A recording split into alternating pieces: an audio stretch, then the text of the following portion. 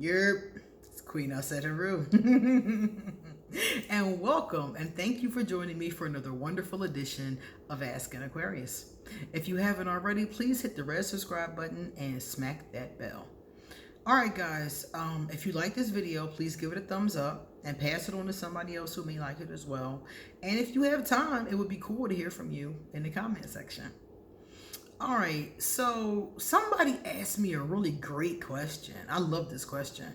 I was asked, when is the best time to leave a bad relationship?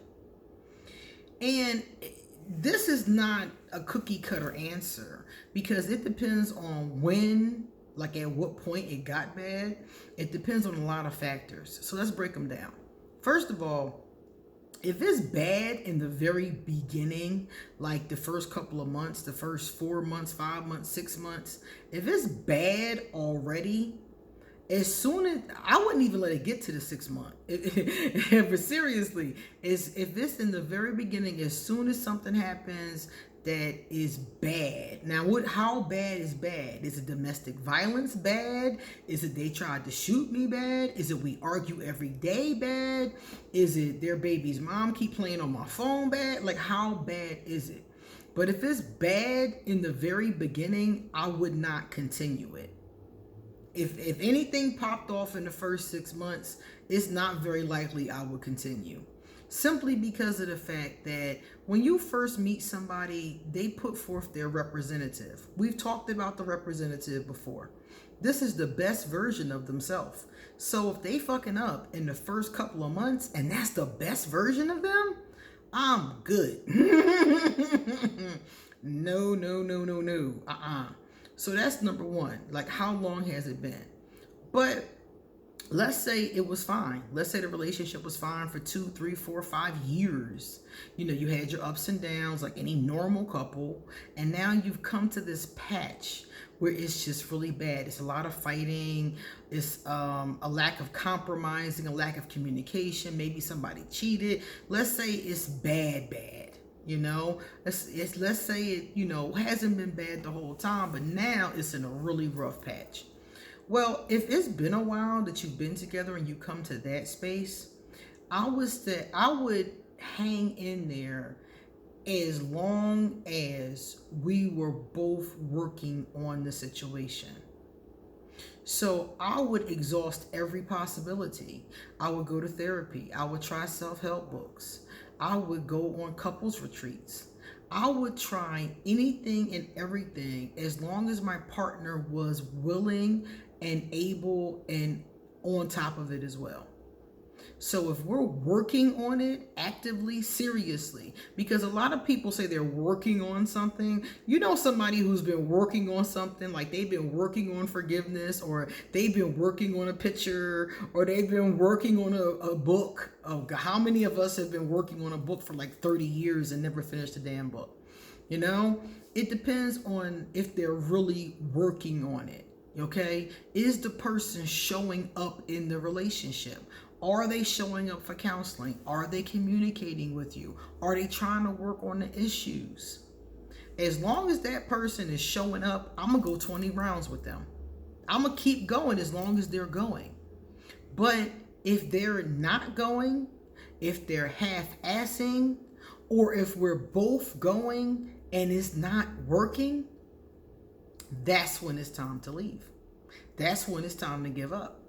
Because if they're not working on it or they're half-assing it, then honestly, they really on some level don't want it. And you more than likely are dealing with a codependency. You're dealing with somebody who needs you. And in a codependency, you need each other. So let's say, for example, one of you is an alcoholic and the other one is covering up for the alcoholic. So we know why the alcoholic needs you. They need you to cover up for them.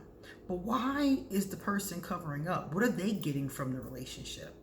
Well, they may like having to take care of you because it fulfills some need inside of them. They may need your financial contribution. So they clean you up because they need you to pay your half of the rent, So usually in a codependency, both people are dependent, not just one. And because of that, it continues to perpetuate whatever addiction or violence or situation is going on. So, 9 times out of 10, if this person is not stepping up to the plate and trying to work with you, not even trying, doing it. Because trying to me means you're not doing. Whenever somebody says, I'll try, I'm like, that's iffy. Try is a very sketchy word for me. So if they're doing it, if they're showing up, if they're talking to you, if they're going to the appointments with the therapist, if they're reading the books, they're doing the therapeutic exercises, they've stopped whatever affair they were having. They're doing it, they're showing up, they're trying to do the right thing. Then I can see me working with them. But if they're not doing it, it more than likely it's a codependency, and they just want to hold on to you because they need you, or they think. Because in codependencies, you really don't need the other person. You think you need them because you're, for whatever reason, allowing yourself to crutch on them, and they're allowing themselves to crutch on you. So you think that you need them, so that's why you're doing what you're doing. So, like I said, if it's that kind of situation, then it's time to move on. Likewise, if you're both working on it, you're going to the therapy, you're doing the damn thing, you're really trying, but in your heart of hearts, you're not feeling it. You're coming home from therapy and you're feeling like, why am I doing this? The other person, you can tell, doesn't really want to do this. They're just doing it because they feel obligated to do it. Those kind of things would make me leave, because it's like, we don't want this anymore. We care about each other, but we don't want this. We don't want this form anymore. So as long as there was something I hadn't tried, even if, like I said, some people will try therapy, might not like the first therapist, might try a different one, might try couples retreats where you go away and you're, seen by, specialists who specialize in whatever your issue is, things like that. As long as there was something to try that my partner was down with, I would keep trying. Because remember, relationships have the tendency to have problems. I mean, that's just the bottom line to it, because you're relating to a totally different person. You and another person have come together. And if you think about it, that's not an easy thing. So it's common for things to go wrong. But if you've gotten to this point and you're not in love with each other anymore, and you don't want to do the work, that's the other piece, then that's when it's time to say, okay, it's time. It's time to let go. And if one of you wants it, but the other one doesn't, it's time to let go. I know a lot of couples like that, where one of them wants the relationship, but the other one is totally checked out. But for some reason, the other one, who knows that their partner is totally checked out, still hangs in there. It's like, well, if he or she doesn't leave, we're going to keep having this damn relationship. And for a lot of them, it's because of longevity. Oh, I've been with them for 10 years. I've been with them for 6 years. Oh, we done put 4 years into this. I'm not going nowhere yet. Some people feel like if they put time into it, then they ain't going nowhere, even though the other person has checked out 6 months ago. So these are the kind of things that would make me leave. I would try, though. I would always try. In the past, when I was married, I did try, but here's that word, try. That's why I'm very cautious about that word, because I tried, meaning I would do a little something.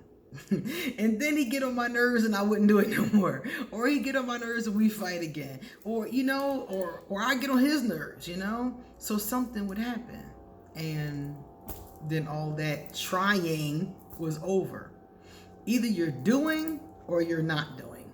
That's really the bottom line. So I would give it a half-assed effort and then get angry about something and stop putting in that effort. When I was in other relationships, I pretty much would do the same thing. I would kind of try, kind of not try. And that's how I knew when I came away from dating, that's how I knew that one of the things I needed to look at was how I show up in a relationship.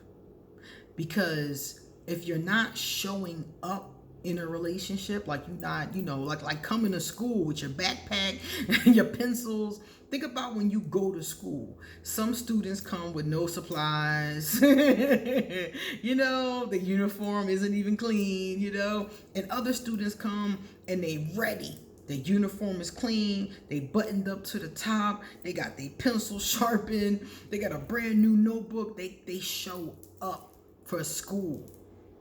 And I saw myself not showing up in my relationships. And I was like, you know what? If I'm not going to show up, then there's no point in doing this. I need to pull back, really examine what's going on here. And why am I showing up the way I'm showing up or not showing up at all? Like, what is going on here? Let me back up and figure this out. But I bet you one thing, the next time I get in a relationship, I bet you I'm going to show up then. All right, guys, it's time for me to get going. So if you like this video, please give it a thumbs up and pass it on, people. And likewise, if you would like to chat with me, all my information is underneath here. If you would like a reading, please email me and I will be glad to give you an appointment. And come back soon, because tomorrow I'm gonna have a lot more to say. See you later.